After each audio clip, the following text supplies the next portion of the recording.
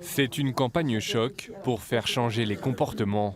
La ville de Dijon n'a pas mégoté sur les moyens. 500 affiches 4x3 vont être installées pour faire cesser ces incivilités, ces mégots ou chewing-gums jetés par terre et autres crottes qui coûtent très cher. 4 millions d'euros sont ainsi consacrés à l'entretien.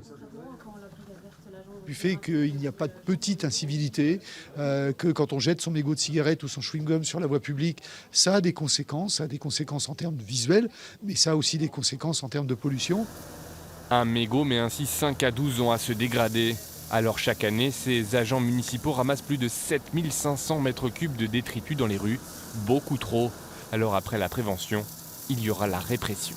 À partir de cet été et notamment de la rentrée, eh bien, on a demandé aux brigades vertes et à la police municipale de faire des actions ciblées, c'est-à-dire sur des parcs ou des quartiers où nous recevons beaucoup de courriers de personnes qui se plaignent de la saleté de leur quartier. Et donc les brigades vertes feront toujours bien sûr de la sensibilisation, mais seront amenées à verbaliser les personnes qui ne respectent pas les règles du vivre ensemble.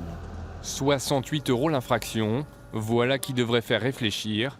Et dans la rue, justement, la mesure est diversement appréciée. C'est déjà trop cher. Et puis il y a des poubelles partout, donc les gens ont qu'à bien se tenir. Mais dans les poubelles, moi je jette rien par terre. On essaie de viser les bouches d'égout, mais si on les loupe, on n'y reviendra pas pour, pour essayer de remettre un coup de pied pour les mettre dedans. Mais bon. Ouais, ça peut marcher. Après 68 €, c'est vrai que ça fait un sacré argent, donc ça peut faire réfléchir. Un grand nettoyage participatif sera aussi organisé dans le centre et toutes les écoles recevront un kit éducatif pour marteler que la propreté est l'affaire de tous.